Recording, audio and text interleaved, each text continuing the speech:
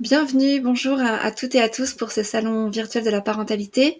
On a le plaisir de pouvoir proposer aujourd'hui une table ronde sur un sujet qui nous tient à cœur, le syndrome du nid vide, qu'on va expliquer beaucoup plus en détail dans les minutes qui suivent. Et pour cette table ronde, on a le plaisir d'accueillir Lily Dam. Bonjour Bonjour. Lily, Bonjour. qui est autrice et notamment de ce roman qui s'appelle Emma ou Pourquoi ce syndrome du nid vide m'arrive-t-il à moi aux éditions Libri Nova. Je te laisserai te présenter en plus en détail après, parce qu'il y a plein de choses à dire sur l'écriture de ce livre. Et puis, pour compléter ces témoignages, on accueille aussi Sandra Waknin. Bonjour Sandra. Bonjour. Et Sandra, toi, tu es psychologue clinicienne depuis 11 ans, en libéral notamment, et tu vas nous expliquer notamment pourquoi est-ce que cette thématique est un sujet qui t'accompagne, ou en tout cas qui t'inspire dans ta pratique professionnelle. Donc, je vous laisse quelques instants pour vous présenter chacune, parce que je vous ai présenté de façon très, très brève. Est-ce que Lily, tu veux nous expliquer un petit peu qui tu es et ce qui t'amène à parler de ce sujet aujourd'hui? Oui, merci déjà, merci pour ce salon, merci de donner la parole sur ce sujet justement.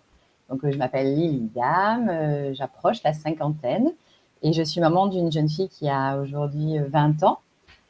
Et donc, je suis autrice du livre Emma, ou Pourquoi ce syndrome du nid vide m'arrive-t-il à moi, qui est sorti l'an passé.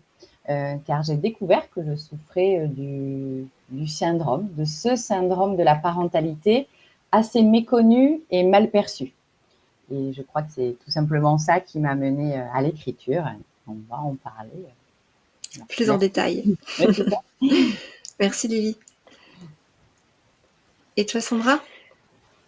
Et moi, donc, je suis psychologue clinicienne. Je suis installée à Neuilly-sur-Seine où je reçois tout type de patients, beaucoup d'adultes et donc de nombreuses femmes, effectivement, qui ont souffert de ce syndrome du nid vide. Et j'avais eu la chance aussi de participer à l'écriture d'un chapitre d'un livre qui s'appelle Le nid vide, toi et moi, on s'explique, de Charlotte Attry. Et donc voilà, donc c'est un sujet effectivement sur lequel je me suis penchée depuis Largement. quelques temps. Est-ce que justement on peut commencer par expliquer pour toutes les personnes qui ont peut-être entendu parler rapidement de ce sujet, mais pas forcément très en détail, qui l'ont peut-être survolé. Est-ce que Sandra, tu peux expliquer ce que c'est que le syndrome du nid vide et ce qu'il se cache derrière ce terme? C'est un terme à la base américain, le empty nest syndrome, qui date d'il y a longtemps. La première auteure qui en a parlé, c'est en 1914. Et en fait, c'est l'idée de quand l'enfant part de la maison, il peut y avoir chez certains parents un sentiment qui pourrait s'apparenter ou des symptômes qui pourraient s'apparenter à de la dépression, donc une certaine tristesse, de l'anxiété aussi, qui est liée à rien d'autre que ce sentiment de vide que laisse le départ d'un enfant de la maison. Est-ce que on considère aujourd'hui que c'est quelque chose que les parents traversent de façon systématique, père comme mère, de façon obligatoire? Alors, les chiffres aujourd'hui disent à peu près c'est 35% des personnes qui vont le traverser. Donc, c'est pas tout le monde, majoritairement des femmes aujourd'hui, mais ça peut arriver aux hommes, hein, ça peut arriver aux pères, mais c'est majoritairement les femmes. Et donc, oui, les chiffres aujourd'hui, c'est autour de 35%. D'accord. Et effectivement, d'ailleurs, Lily, toi, tu en parles beaucoup dans ton témoignage, le fait qu'on peut connaître ce terme, savoir que ça existe, et pour autant ne pas forcément se rendre compte qu'on le traverse quand ça arrive.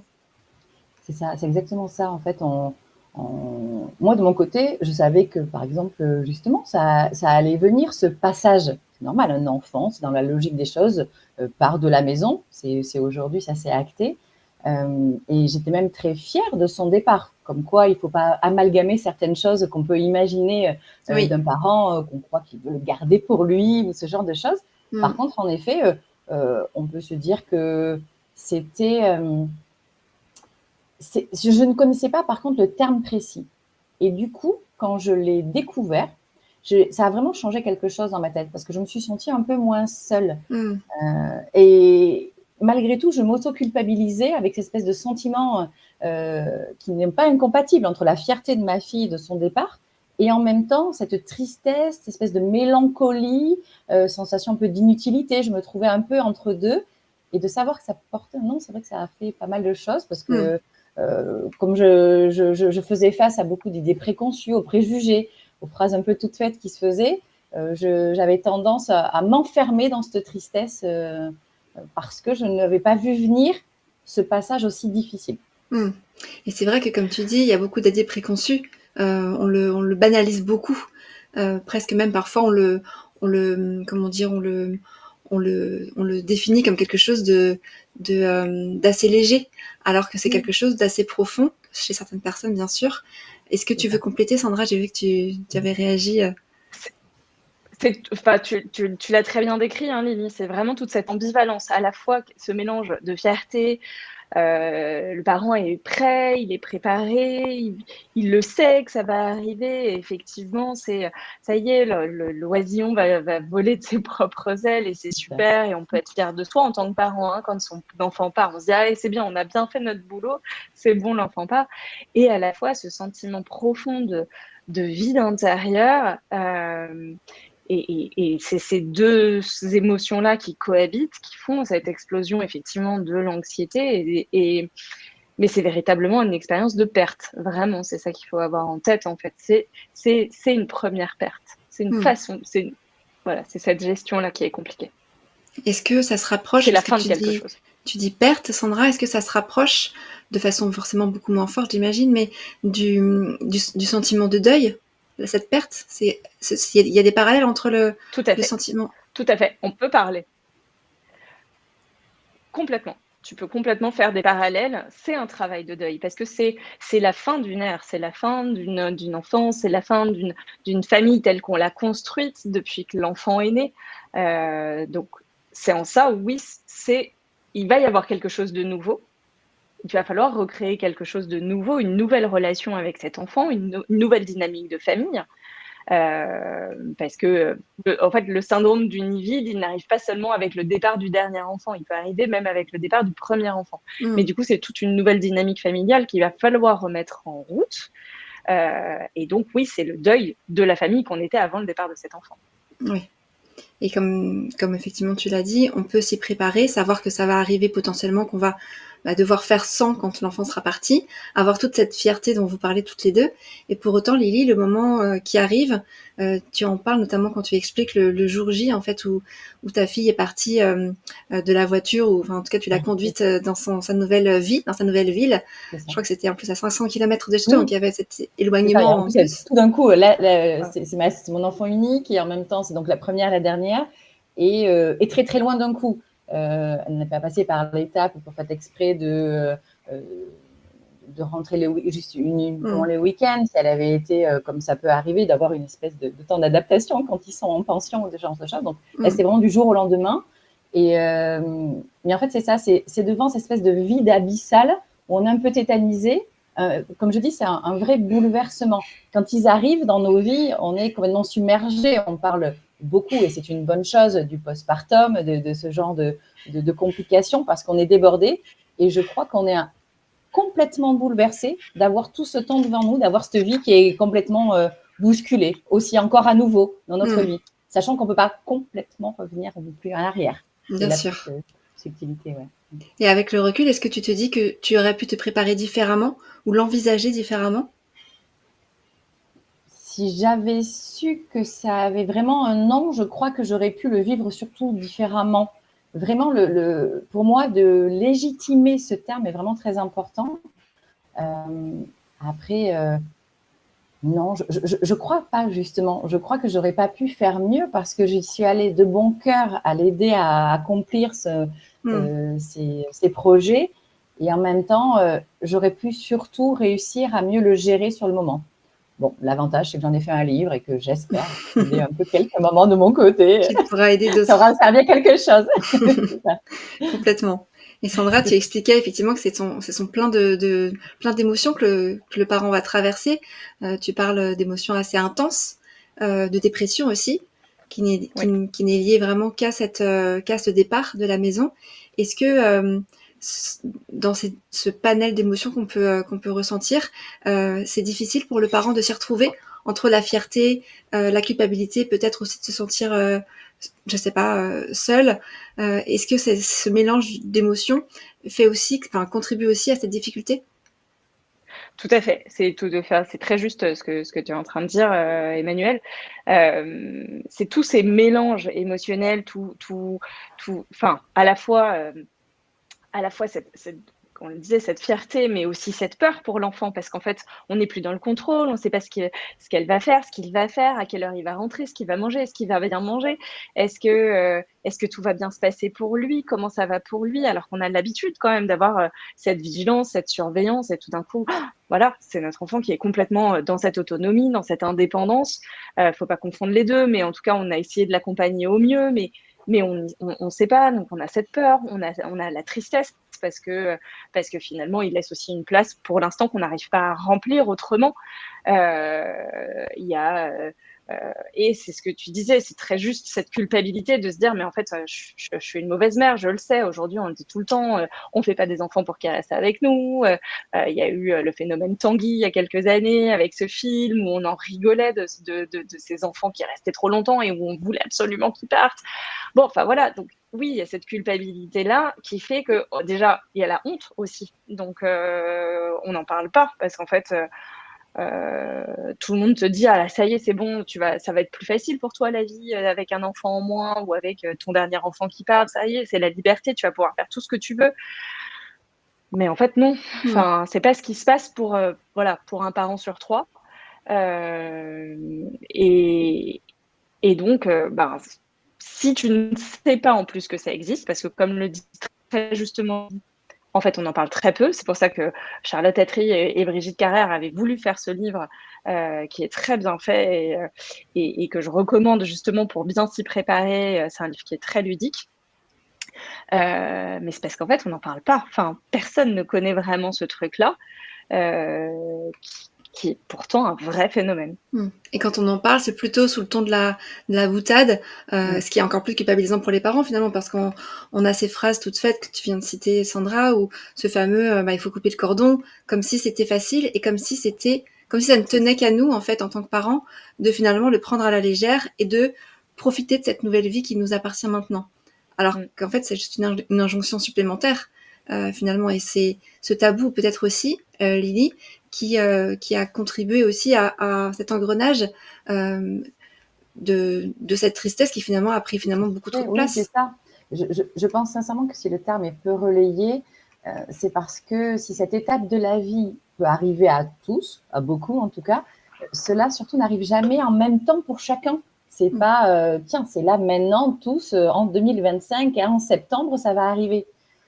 Donc on reste isolé un peu dans notre mélancolie du moment, qui peut malheureusement dégénérer en dépression sur le long terme, tout en culpabilisant, c'est ça, avant même d'oser ressentir tout ça, ce mélange. On se fait nous-mêmes ses propres phrases. Oh là là, mais je dois être bien. Maintenant, c'est ça, coupe le cordon. Tout ce qu'on entend en longueur de temps, c'est vraiment lourd. Et on s'auto-culpabilise, comme je disais tout à l'heure. Mais pour moi, c'est vraiment le principal problème à mes yeux, c'est cette injonction de ne pas avoir le droit d'être triste, ni de pouvoir s'étendre sur sa peine. Je crois que ça a tendance à décupler le chagrin.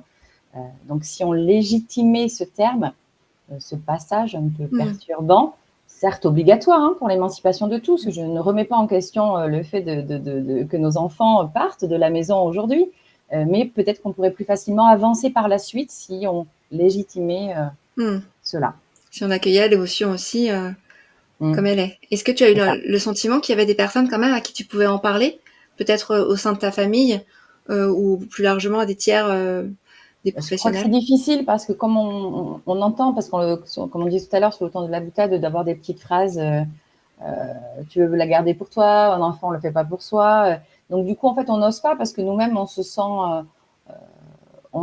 pas légitime de ressentir ça.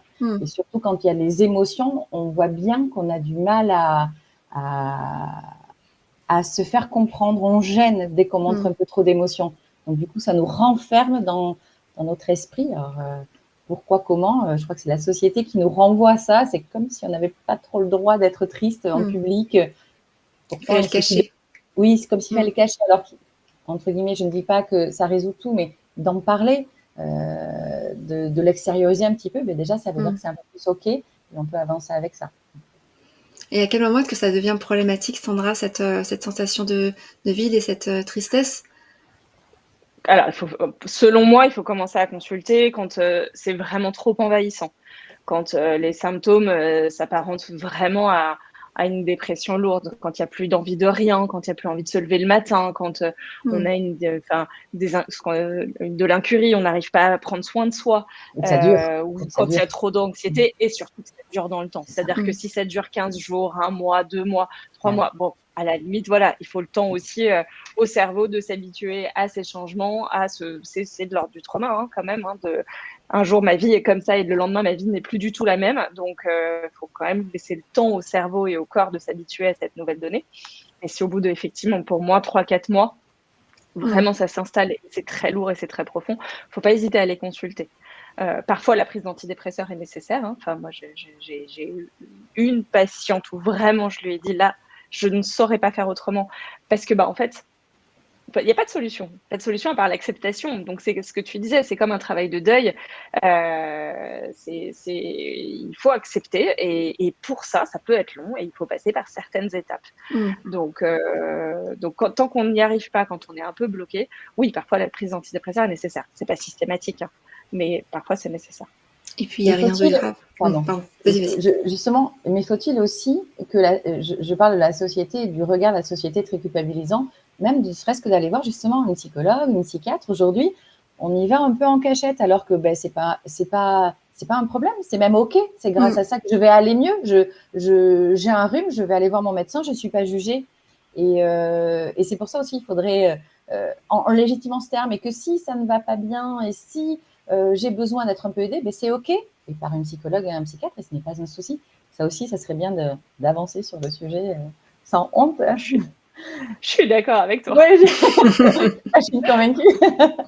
Mais c'est vrai qu'il n'y a rien de grave en fait à aller voir quelqu'un pour se faire soutenir, psychologue, psychiatre, comme tu dis Lily, peu importe. Et il n'y a rien non plus de grave à prendre des antidépresseurs dans sa vie quand on en a besoin.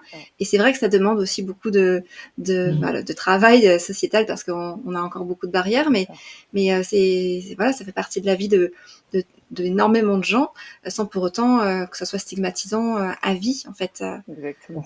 Exactement. C'est pas parce qu'on a fait une dépression à un moment qu'on est dépressif toute sa vie. Enfin, vraiment. Enfin, c'est ça qu'il faut retenir. Et oui, effectivement, ça doit pas être stigmatisé que de venir demander de l'aide, au contraire. Enfin, et quel que soit le sujet. Hein.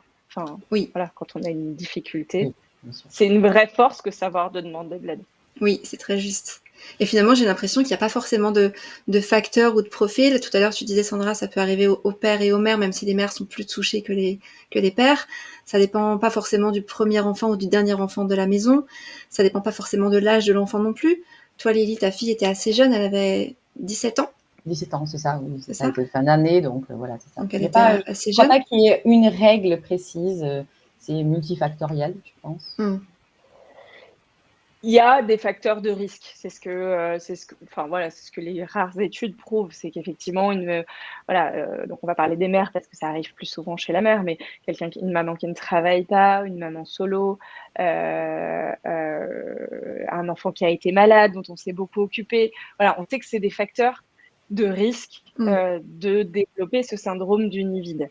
Mais c'est pas parce qu'on a été maman solo qu'on va forcément faire un nid vide. C'est juste que c'est un facteur de risque. Oui, en fait, l'idée, en fait, selon moi, pour pouvoir l'anticiper au mieux, en tout cas, c'est vraiment déjà d'en parler, hein, comme tu disais, Lily, et derrière, de pouvoir se dire, OK, comment j'imagine ma vie, comment je me projette. Mais malgré toutes les projections, ça ne protège pas. Mais ça peut aider déjà dans un premier temps. De se dire, en fait, OK, ma fille va partir, qu'est-ce que ça va me laisser concrètement comme temps? Qu'est-ce que ça va me provoquer concrètement aussi dans ma vie comme changement? Et donc, comment je peux pallier à ça dans le quotidien? C'est ça. Et au-delà justement de cet espace de parole que tu n'as pas trouvé finalement, si on peut dire ça comme ça, Lily. Toi, c'est plutôt l'écriture pour le coup qui t'a permis de libérer certaines choses ou de trouver un chemin, on va dire. Oui, c'est ça. L'écriture a été une véritable catharsis, hein, un exutoire, un moyen de transformer mes pensées et mes peines en quelque chose de tangible, constructif, à travers mes mots et les mots, M-A-U-X. J'ai pu explorer des parts de moi-même que j'ignorais. Ça m'a permis d'analyser mes expériences sans juger, tout en prenant du recul, en se relisant, en s'impliquant, en faisant les recherches pour essayer de comprendre d'où ça venait, qui l'a créé, pourquoi on n'en parle pas. Et ça renforce un peu la résilience en prenant ce recul-là sur soi-même. Et en mettant les émotions sur le papier, honnêtement, j'ai appris à comprendre et à mieux accepter ces émotions-là.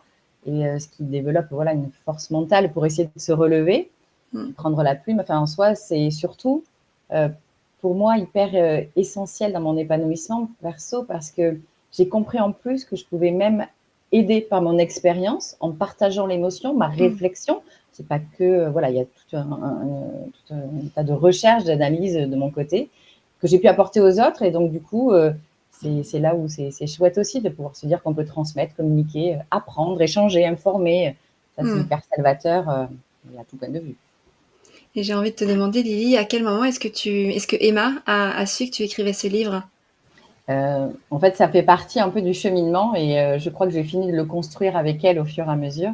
C'est-à-dire que par obligation, quand on subit ou quand on ressent le syndrome du nid vide, on se sent un peu perdu et on peut devenir une maman ou un parent un peu désagréable, un peu lourdingue, à demander à longueur de temps, tu manges quoi? Tu as fait quoi? Pourquoi tu m'as pas appelé plus tôt?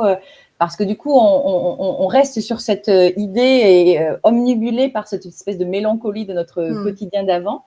Et un jour, en fait, j'ai senti qu'elle m'appelait moins, qu'elle faisait moins. Et j'ai compris que c'était moi qui créais cette espèce de barrière et de distance. Tout ce que je ne voulais pas, je le créais par mon comportement. Et quand tout à coup, vraiment, quand le hasard de la vie m'a fait découvrir ce terme-là, alors que je ne me sentais pas plus bête qu'une autre, j'ai creusé, j'ai cherché, j'ai commencé à écrire quelques lignes et je me suis aperçue que j'étais en train peut-être de faire un livre.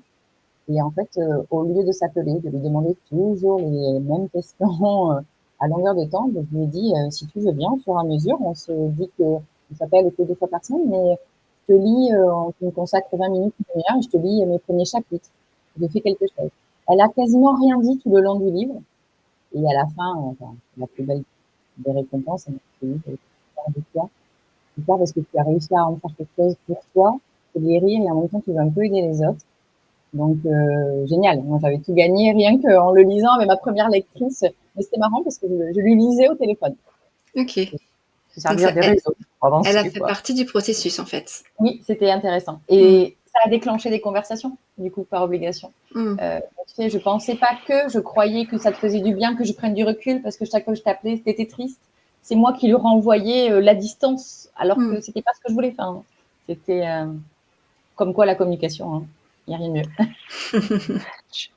Je suis complètement d'accord avec toi et c'est très joli, enfin, ce que tu racontes. C'est vraiment, je pense que vous avez vraiment bien transformé l'essai avec ta fille parce que. C'est ça. On a réussi autrement, mais on a réussi à rattraper le coup. Mais je me suis dit, est-ce que c'est même pas ça, ce passage-là, où on peut se perdre avec l'adulte qui devient?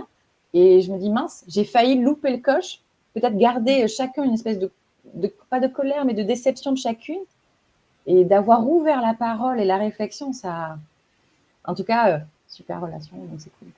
Aujourd'hui, en tout cas, ça a transformé, ouais, c'est ça, en tout cas, la relation que je n'emmenais pas par moi-même, bêtement, dans le bon sens. Quoi. Mais tu vois, quand tu dis ça, Lily, tu dis j'ai failli rater le coche, j'emmenais pas la relation vers le bon sens. C'est encore beaucoup de responsabilité, je trouve, en tant que parent, de se dire je vis ça et c'est de ma faute. Et si la relation s'abîme, ça sera encore de ma faute. J'ai l'impression que c'est tout ça. Oui, c'est le rôle des parents. Oui, c'est ça. D'être responsable, donc on essaye d'eux. Et on sait qu'on ne doit pas faire culpabiliser l'enfant. C'est là où il faut faire ce limite-là. Mais hyper important aussi de se dire qu'on a notre part de responsabilité aussi. C'est pas la faute de l'enfant, de son nouveau planning qui n'a pas le temps de nous appeler comme à l'habitude, parce que lui, il n'a plus les habitudes de notre quotidien, puisqu'il ne fait plus partie de notre quotidien. Et ça, il faut en avoir conscience. Mais par contre, il ne faut pas avoir peur de parler. Alors, sans faire culpabiliser, donc la frontière est hyper, bien sûr, j'imagine, très limite. Et en même temps, c'est justement comme ça qu'elle a mieux compris ce que je ressentais. Elle m'exprime ce qu'elle pensait. Elle voulait faire au mieux pour moi et de ne pas perdre. Alors que moi, je croyais que on croit que. Donc, ouais, disait Sandra, ouais, comme une question. C'est primordial. Mm. Enfin, voilà, c'est primordial. C'est ce que tu dis, effectivement, c'est du partage sans faire porter. C'est vraiment ça. C'est juste, je t'exprime ce que je ressens, mais c'est pas de ta faute. C'est moi, ce qui m'arrive à l'intérieur de moi et c'est comment moi je gère la situation. Mais je ne te demande rien en retour. C'est moi qui dois apprendre à gérer. Et c'est aussi l'enfant. Enfin, il y a certains enfants qui ont envie de savoir ou qui sentent, si on est en plus dans des relations qui sont très fusionnelles, ce qui peut être le cas, hein, c'est aussi un facteur de risque, hein, la relation fusionnelle pour le syndrome du Nivelle. Bah, effectivement, l'enfant va ressentir que ça va pas, qu'il y a un problème. Mais s'il n'est pas dit, l'enfant, il interprète aussi. Donc, en fait, il a besoin de savoir et de lui dire, je ne te fais pas porter le problème. C'est mon problème, mais je partage. C'est très différent. Sur la communication, typiquement, voilà, moi, c'est un conseil que je peux donner aussi parfois aux parents dans cette anticipation-là, c'est de dire, OK, est-ce qu'on peut se poser et fixer quelques règles, au moins pour le départ, de comment ça va se passer derrière? Qui appelle qui? Combien de fois par semaine? Est-ce que tu préfères des SMS? Est-ce que tu préfères des WhatsApp? Est-ce que tu préfères qu'on s'appelle le matin? Est-ce que tu préfères qu'on s'appelle le soir? Est-ce que c'est une fois par semaine? Et de dire, en fait, ensemble, il faut co-construire. C'est-à-dire que l'enfant doit avoir le droit de complètement de dire, non, écoute, moi, une fois par semaine, ça me suffit. Le parent a le droit de dire, une fois, c'est vraiment pas beaucoup, je vais m'inquiéter, je me connais, je vais devoir te harceler, je vais t'envoyer plein de messages. Donc, qu'est-ce que tu préfères? Est-ce que tu préfères pas qu'on le fasse 2 fois par semaine ou est-ce que tu préfères que je t'envoie des messages tous les jours? Bref, on échange avant ça. Parce qu'en fait, on le sait, oui, il y aura plus de quotidien. C'est très différent une relation qu'on a au quotidien et une relation où on sait plus en fait ce qui se passe. Donc, c'est important d'en parler avant. Et de ne pas avoir peur que c'est OK. Et c'est OK de se dire, tiens, est-ce qu'on pourrait faire un check sur notre organisation? Ça ne marche plus pour l'une et pour l'autre. Et de se dire, OK, on peut aussi se dire, tiens, là, on en repart notre organisation parce que ça ne colle plus à notre vie, parce qu'elle évolue, que ce soit pour le parent que l'enfant, bien sûr. Ça. Et alors, quand il y a dans cette cellule familiale un deuxième parent qui pourrait soutenir ou qui pourrait traverser aussi ou qui pourrait ne pas comprendre, quand on a la chance d'avoir encore ses parents, est-ce qu'il y a des personnes dans l'entourage qui peuvent être à la fois ressources, qui peuvent avoir aussi peut-être plus de facilité à accueillir cette difficulté? Le conjoint, effectivement, en fait, il va falloir aussi être, comme je le disais tout à l'heure, de partager ses émotions, de pouvoir expliquer, parce que forcément, il y en a un qui va prendre toutes ces émotions négatives s'il est là à côté et ça peut se transformer en colère. On peut être plus agacé, plus facilement, on est à fleur de peau finalement. Donc oui, ça peut être le conjoint qui va être là pour être le déversoir de tout ça. Donc c'est important de lui expliquer. Ce qu'il ne faut pas qu'on oublie et ceux qu'il ne faut pas qu'on oublie, c'est les autres frères et sœurs aussi, qui pâtissent finalement de ce syndrome du nid vide quand ils voient justement ce parent qui va pas bien. Mais eux non plus, en fait, si ça se trouve, ne vont pas bien, puisque, comme on le disait, ça vient faire tout un déséquilibre au niveau de la famille. Donc, il faut aussi savoir être vigilant pour eux. Ça, je pense que c'est important aussi de le préciser, qu'il va falloir aussi les regarder et voir comment eux, ça va, et leur expliquer aussi pourquoi nous, ça ne va pas. C'est pas parce que eux ne sont pas suffisants. Bien sûr. Parce que, en fait, on a besoin de tous ces enfants quand on est parent, et c'est pas parce que eux sont là que l'autre ne va pas nous manquer, en fait. Donc, c'est l'ensemble qui effectivement, doit être contrebalancé différemment. Et justement, là, on parle de la génération parents-enfants. Est-ce que les parents des parents peuvent être aussi, ou est-ce que ça peut aussi peut-être venir réveiller en se disant, je le vis aujourd'hui, est-ce que ma mère l'a vécu aussi quand je suis partie de la maison? Est-ce que tout ça, ce sont aussi des cheminements que tu rencontres, toi, Sandra, et que tu as vécu, toi, Lily?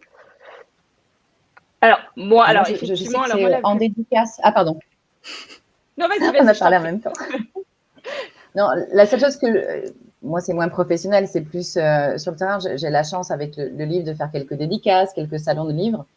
Et souvent, les premières, on va dire, ce sont des mamans. Alors, les mamans qui ont mon âge, là, qui ont vécu ça, elles me disent, tiens. Et souvent, elles me rachètent le deuxième ou elles me disent, non, mais je vais le lire là, puis je vais le donner à ma fille, qu'elle comprenne ce que j'ai vécu. Comme quoi, il y avait aussi une question de génération où on assumait encore moins. Enfin, ceci dit, aujourd'hui, on est dans le même le même problème, dans le même combat. Et en même temps, c'est intéressant de dire, ah ben oui, c'est vrai que ça serait bien qu'elle sache et qu'elle comprenne, elle va être maman, qu'elle voie ce que j'ai vécu, que ça n'a pas été si simple. Et donc, je me dis, comme quoi il y a bien une histoire de génération à passer et qu'il y aurait besoin, pour ceux qui ont vécu ce passage-là, qui n'ont pas toujours bien lié le terme, mais justement, je la vois plus. Depuis ce passage-là, elle n'a pas compris, elle m'a trouvé pénible et là, elle va être maman, je vois bien qu'elle revient vers moi. Mais je vais prendre ce livre pour ça. Ça peut être bien de créer la communication. Donc, je me suis dit, tiens, il y a quelque chose générationnellement parlant. Excuse-moi, du coup, Sandra, je t'avais coupé. Pas de souci. Pas de souci. Non, mais c'est très juste. Effectivement, en fait, tout va dépendre de la relation aux parents. Mais oui, ça peut être un moment justement d'intimité, de partage, de comment tu l'as vécu, en fait, quand moi je suis partie. Est-ce que c'était difficile? Après, c'est aussi la place dans la famille, à quelle place on est, quel nid vide on a laissé. Qu'est-ce qui s'est passé derrière aussi, on le sait un petit peu. Enfin, nous, on a le recul quand on a quitté. Normalement, on est censé avoir quitté les parents. Si on a quitté les parents, on sait ce qui s'est passé derrière pour eux, comment ils ont retransformé leur vie, et donc que c'est une phase, que c'est une transition, que c'est un petit tunnel, mais qu'après il y a autre chose justement. Donc ça permet aussi de se projeter là-dedans, dans ok, là je traverse dans un truc, un moment compliqué, mais je sais que c'est un moment. Normalement, je vais pouvoir m'en sortir et il va y avoir autre chose. Et je vais créer une nouvelle relation avec mon enfant. Sans effectivement projeter cette souffrance sur l'enfant ou cette culpabilité ou, comme tu l'as très bien expliqué aussi Lily tout à l'heure, et Sandra aussi, sur le faire porter tout ça sur l'enfant. Effectivement, pour pouvoir vivre une relation neuve, qui n'est pas fait des mêmes choses, mais qui est certainement aussi une nouvelle aventure de la vie de parent, puisque être parent, c'est pas simplement jusqu'aux 18 ans de l'enfant, c'est pour toujours, quoi. C'est ça. C'est aussi cette on nouvelle apprend à relation. devenir parent d'un adulte. On apprend d'un adulte en devenir, en fait. Quand on éduque un enfant, on pense toujours on pense souvent, en tout cas à partir d'un certain âge, on pense à l'adulte qui va le devenir. Là, ça devient de plus en plus concret. C'est un jeune adulte. En fait, qui part de la maison, qui prenne son autonomie véritable. Donc, c'est bien de les préparer, ça aussi, de pouvoir se dire, OK, c'est bon, moi, mon job de parent, je lui ai appris à se faire à manger, je lui ai appris à faire des machines, je lui ai appris à s'autonomiser et à pouvoir s'occuper de lui-même. Ça, je pense que c'est important en vue de ce départ et pour qu'on se déculpabilise par rapport à oh, mon Dieu, qu'est-ce qu'il va devenir? Bon, bah, si je l'ai bien préparé, déjà, ça, je me sécurise. Moi, en tant que maman, j'ai fait mon job. Derrière l'indépendance, c'est encore autre chose. C'est vraiment c'est beaucoup plus psychique. Et puis, il n'est pas forcément complètement indépendant parce affectif. Que financièrement, on est toujours ses parents et financièrement, il dépend encore de nous. Donc, il y a encore du lien. Dans l'indépendance, il y a un vrai choix, en fait, d'être avec son parent. Là où tant qu'on est dépendant affectivement, financièrement, on a besoin de son parent. Après, ça devient un choix, c'est encore une nouvelle relation. Là, j'ai envie d'appeler mon parent. J'ai plus besoin d'appeler mon parent. J'ai envie d'appeler mon parent. J'ai envie d'avoir cette relation-là. Ça change vachement la donne dans la relation. Et pour tout le monde, bien sûr.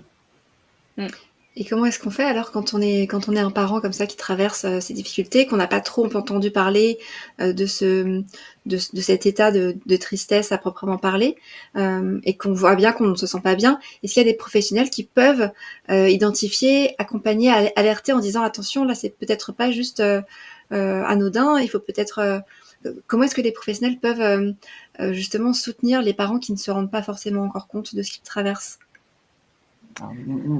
C'est ça, mais c'est pas simple. C'est surtout de comment réussir à communiquer et à faire cette prévention. Je crois sincèrement, moi, à la prévention.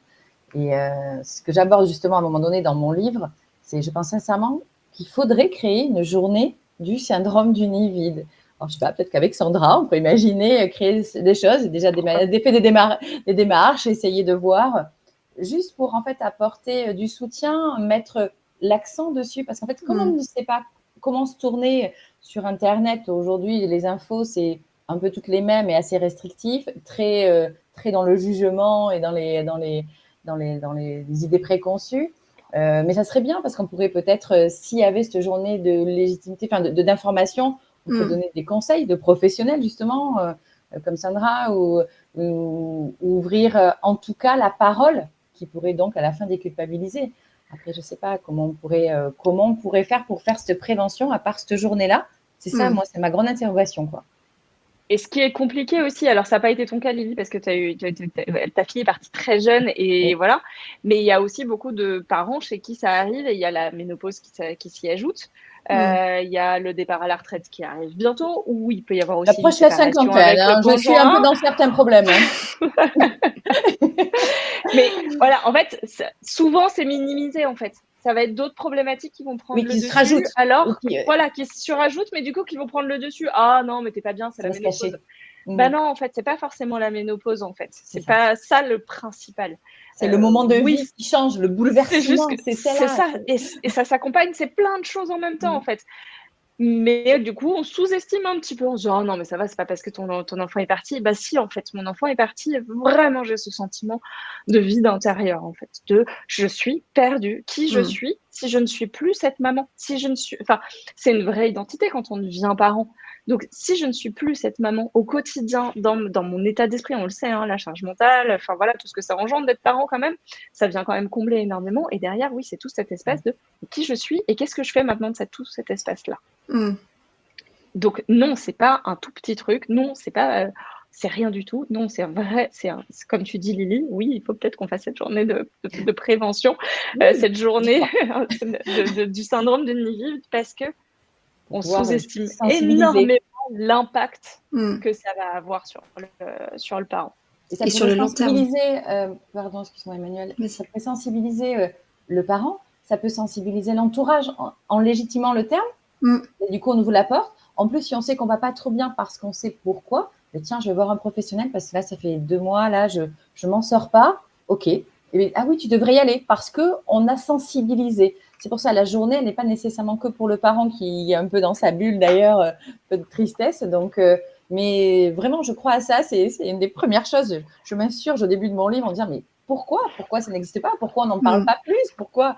Juste pour dire que c'est OK, qu'on a besoin de ce passage dans la vie, OK, parce que c'est aujourd'hui, c'est comme ça. Mais du coup, pourquoi les autres, c'est pas OK? Pourquoi on me montre un peu du doigt en disant, oh là là, elle pleurniche, celle-ci. Mais non, ouais, je suis un peu triste parce que ma vie est bouleversée aujourd'hui, excusez-moi.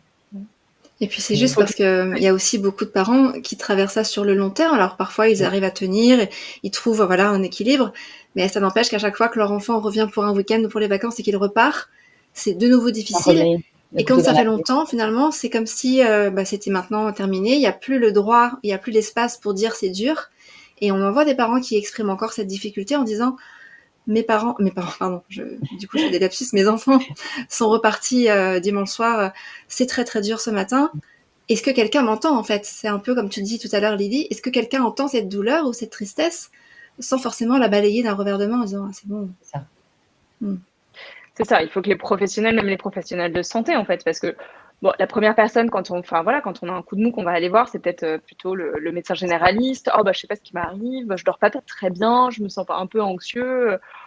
Voilà, et là, si c'est une femme, elle va lui dire vous en êtes où sur justement plutôt la ménopause, ils vont tout mettre sur les hormones. Madame, c'est vos hormones, on va vous mettre un petit peu d'hormones, mais on va sous-estimer en fait tout le reste. Et si la personne n'a pas conscience que le point de départ, c'est le départ de son enfant, effectivement, on va pas pouvoir régler le problème puisque on n'a pas l'origine. Donc, c'est important que les gens sachent ce que ça peut donner, ce que ça peut engendrer pour que derrière, on vienne travailler le cœur du problème et pas juste le désagrément émotionnel. Oui. Et en parler entre mamans ou entre parents. Lily, toi, ça te fait du bien quand tu vois que tu en parles pendant les séances de dédicace ou autour de ton livre. Est-ce que tu as l'impression que les parents ou les mamans qui t'en parlent, ça leur fait du bien d'avoir ces espaces de pair à pair, en fait, de se dire la personne comprend ce que je traverse, elle a traversé, c'est quelque chose de... C'est très surprenant. Alors, il y a ceux qui ont eu l'occasion de me découvrir sur les réseaux et qui viennent et qui savent que je suis en dédicace ou sur un salon, donc qui viennent voir, donc qui a déjà conscience du sujet. Et il y a ceux en librairie, quand je suis en dédicace, qui s'approchent, qui regardent, j'explique. Et on va dire 90% des personnes disent « Ah oui, mais bon, c'est normal », réagissent et tout à coup se mettent à donner les phrases. Du genre, oui, mais en même temps, on ne fait pas un enfant pour soi. Et on recommence. On coupe pas, il faut savoir couper le cordon. Je dis, oui, en effet, bien sûr.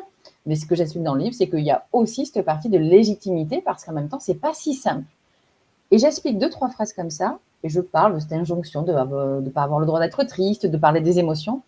Et là, mais vraiment une fois sur deux, mais au minimum, j'ai la personne qui presque a les larmes qui montent, qui vient pourtant de me juger directement, entre guillemets, et qui là s'arrête et fait « Mais oui, ça n'a vraiment pas été simple. » Et en plus, la gamine, elle n'a rien compris, quoi. Alors, après, elle était en colère. Après, nous, bon, on s'est distancés. Et j'ai dit « C'est incroyable. » Comme quoi, juste en ouvrant la discussion, en écoutant un petit peu derrière, c'est là où je me dis que vraiment, toute la sensibilisation n'est pas faite. Il ne faut pas avoir peur d'en parler. Et alors, ils achètent le livre, ils ne l'achètent pas, enfin, peu importe. Je vois bien à chaque fois que j'arrive à en parler, mais il y a quelqu'un qui s'en va, qui change un tout petit peu, qui ouvre un petit peu l'esprit en se disant « Eh oui, c'est normal que je l'ai ressenti. Et c'est peut-être normal que ma femme, ma voisine, ma fille l'ait ressenti, alors que moi, je n'ai peut-être pas été de bons conseils en me moquant un peu, en préjugeant, en jugement ses propos et ses émotions.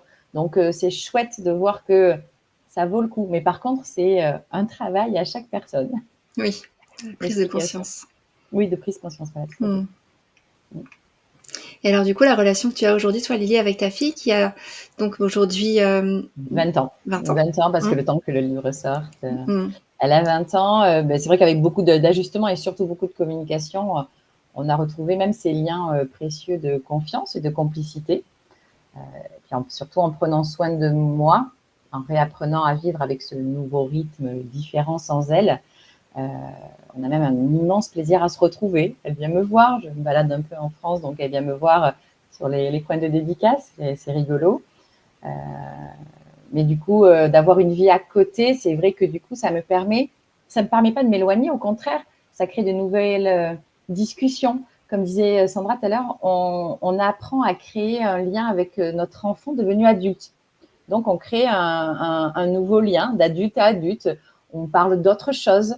On est toujours parents parce qu'on le restera toujours. Il y aura toujours cette petite angoisse, cette petite peur pour notre enfant, cet amour tout simplement aussi. En fait, on ne peut pas revenir comme avant d'être parent, contrairement à ce qu'on peut entendre. Ben non, on est parents à vie après. Et puis à côté de ça, nous, on a un petit truc à nous. Alors, c'est comme ça dans notre famille.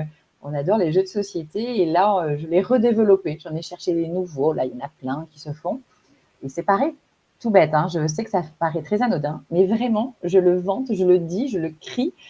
Ça paraît tout bête, mais c'est tellement un lieu fédérateur et intergénérationnel pour partager autre chose que des simples discussions. On peut rire autour d'une table, parler de toute autre chose parce qu'on est en train de jouer et on aime regarder les films, mais on ne discute pas autour du film. Que là, autour de la table, on joue à un jeu de société. Vraiment, c'est une chose que je trouve qu'on peut faire en tant qu'adulte et créer d'autres relations avec, en tout cas avec ma fille. En tout cas, ça marche plutôt bien.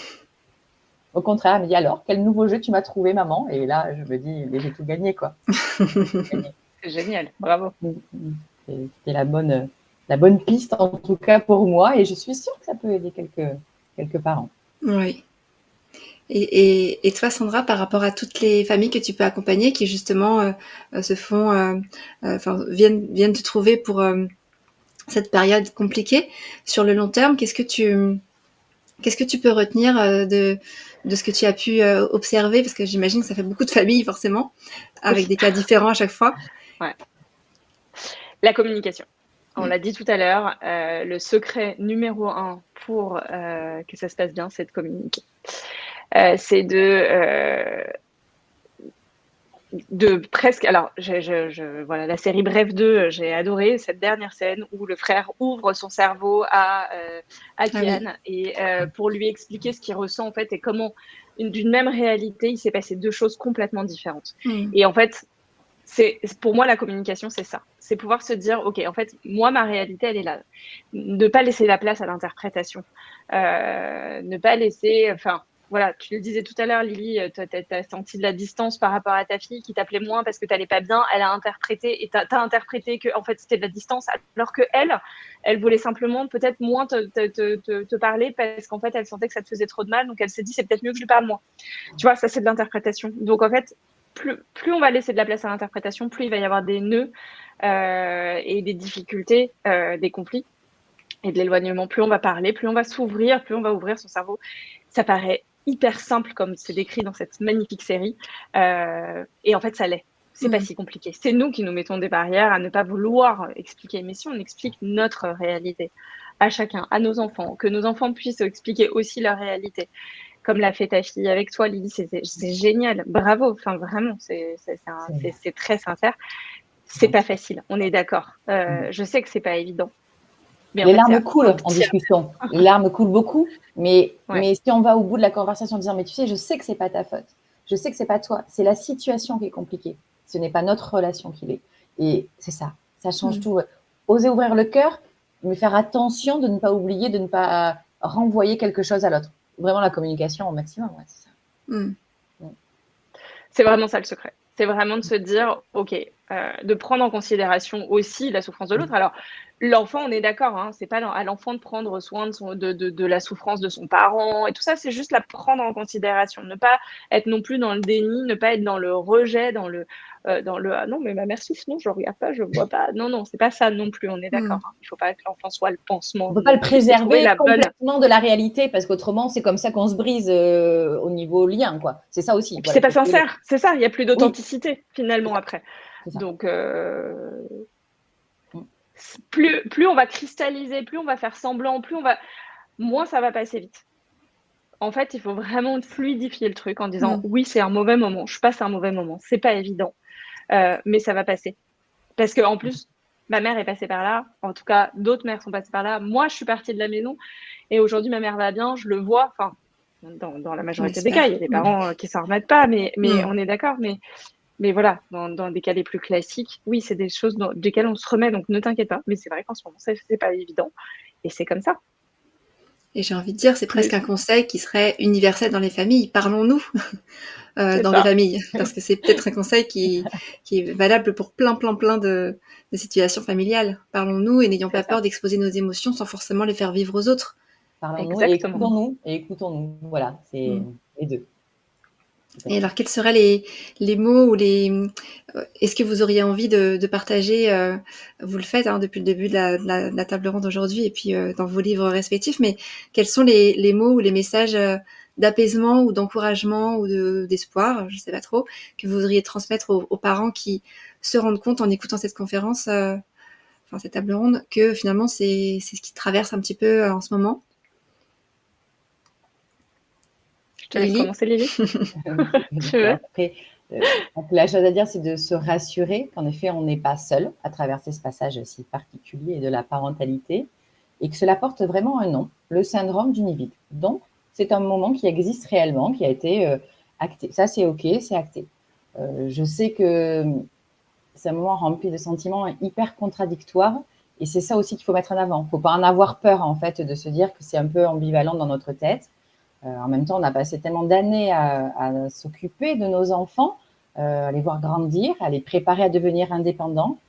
C'est une étape naturelle de la vie, oui, mais ça n'enlève à rien la profondeur de l'émotion qu'on ressent. C'est pas parce que c'est normal que c'est pas normal de ressentir cette étape de bouleversement.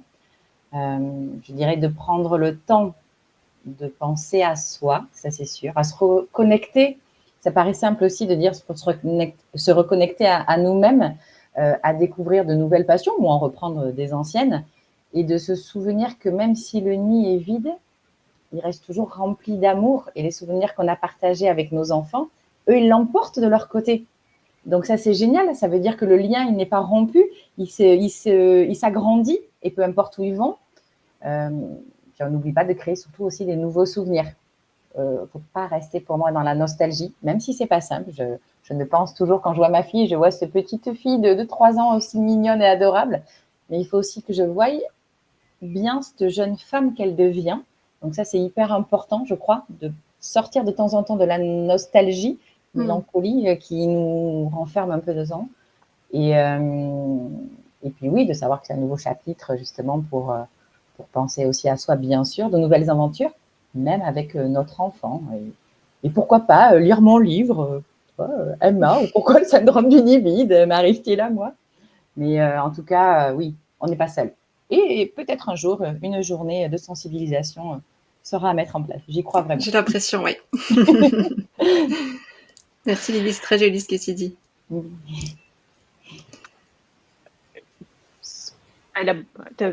T'as vraiment tout dit, pardon. À parler. J'essayais de voir qu'est-ce que je pouvais rajouter. Oui. C'est pas évident. Tu as, pour moi, dit l'essentiel en tout cas. Tout finit par passer, vraiment. Enfin, moi, voilà, moi, c'est ce que je dis aussi souvent aux mamans dont les enfants ne dorment pas et où ils se disent oh là là, je vais jamais y arriver. Et ben si, en fait, à un moment, il va dormir, il n'y a pas de problème, ça va tout finir par passer. Là, c'est pareil, en fait, on va s'habituer. Le cerveau va prendre le temps qu'il faut, dont il a besoin pour s'habituer. Alors, je voulais aussi dire, parce qu'on n'en a pas parlé, mais ça ne veut pas dire qu'on est une mauvaise mère et qu'on n'aime pas son enfant si on ne le traverse pas. Hein. On est d'accord aussi. Ouais, disons-le, tu as raison. C'est bien, ouais. C'est important, voilà, parce que oui, ne culpabilisons pas si on ne le ressent pas. Voilà, il y a des mères qui aiment leur enfant et qui ne le ressentent pas, c'est ni évident pour autant. Et autre chose que je voulais ajouter aussi, c'est cette idée de pouvoir partir pour un enfant prouve aussi la sécurité de l'attachement dans lequel il est, en fait, dans ce qu'on appelle l'attachement. En psychologie, il y a les deux phases. Il y a être en sécurité à l'intérieur et pouvoir explorer l'extérieur. Et donc, un enfant qui va, comme ça, très jeune, s'autoriser à partir, c'est un enfant aussi qui va sentir que oui, il va s'autoriser à pouvoir laisser son parent en se disant « Ok, c'est bon, je suis en sécurité, je sais que je pourrais revenir aussi sur ma base, je sais que ma base est solide, et donc je peux partir tranquillement. » Donc ça, c'est hyper important aussi. Donc rassurez-vous, voilà, dans tous les cas, tout est OK, et tout finit par passer. Et ce que disait Lily, je pense qu'il est primordial, c'est aussi savoir se dire, au fait, se construire une nouvelle vie, quelque chose, un nouvel épisode, un nouveau chapitre, et pouvoir se réinvestir vraiment sur des choses qui vous tiennent à cœur et où on n'avait pas le temps et où on s'est dit tiens bah voilà, j'ai toujours rêvé de faire du théâtre, j'en sais rien et donc bah là c'est l'occasion, c'est bon, je m'inscris, c'est bon, mon enfant part en septembre, je sais qu'elle elle va quitter la maison en septembre, et ben en septembre je me trouve un atelier théâtre par exemple. Ça c'est hyper important de pouvoir justement se dire ok, oui mon enfant est parti et en même temps j'ai quelque chose de nouveau, de bien qui va m'arriver. C'est ça. C'est très rassurant, effectivement, quand tu dis de se dire que notre enfant part et qu'il est en sécurité parce qu'on lui a transmis ce qu'il fallait. Je trouve que c'est quand même très... Ça met beaucoup de baume sur un cœur qui déborde, mais qui est un peu abîmé. Ça met beaucoup de baume de se dire bon, bah, c'est bien, j'ai effectivement fait ce qu'il fallait, je vais lui donner ce qu'il fallait de façon suffisante. Il pourra revenir, bien sûr, et qu'il revienne me voir, bien sûr, s'il a envie, aussi souvent que possible, j'entends. Mais en tout cas, je trouve ça rassurant pour le parent de se dire que on a bien donné ce qu'il fallait à nos enfants, cette fameuse phrase des racines et des ailes. C'est intéressant de se dire, quand il part, je suis peut-être triste ou très triste, mais en tout cas, il a ce qu'il faut, mon enfant. Ouais, il est en sécurité. C'est joliment dit. Je ne sais pas si vous connaissez cette illustration. Moi, elle m'a beaucoup frappée. Une illustration de Margot Motin, l'illustratrice, qui a fait une planche sur le sein. Enfin, elle n'a pas appelé comme ça, mais une maman qui dort avec un doudou et c'est écrit qui sont ses parents qui dorment avec un doudou. Et elle exprime voilà plein de choses. Et en fait, c'est parce que ce doudou, c'est sa fille qui lui a offert. Et quand elle dort avec son doudou, c'est un peu comme si elle dormait avec cette petite fille qui était sa fille auparavant. Et j'ai trouvé ça super émouvant de voir cette relation qui était finalement apaisée. Sa fille est partie, elle est grande, etc. Elle revient, etc. Mais ce lien est toujours là. Comme tu l'as dit très justement aussi, Lily, les souvenirs sont toujours là, mais il y en a aussi d'autres qui arrivent. C'est pas une fin complète, en fait. Il y a d'autres. C'est la différence avec le deuil, parce que je crois sincèrement aussi que c'est une étape comme un deuil, mais ça n'en est pas un. Donc, ok, comment je gère? Alors, si en plus je ne veux pas vraiment quitter mon enfant, comment je fais pour être au top, pour quand on se retrouve, on continue à créer cette relation, quoi. Avec un jeu de société ou avec autre chose, mais en tout cas, une nouvelle relation d'adulte à adulte, mais toujours notre enfant. Merci beaucoup à toutes les deux pour tous ces éclairages. C'était vraiment très important.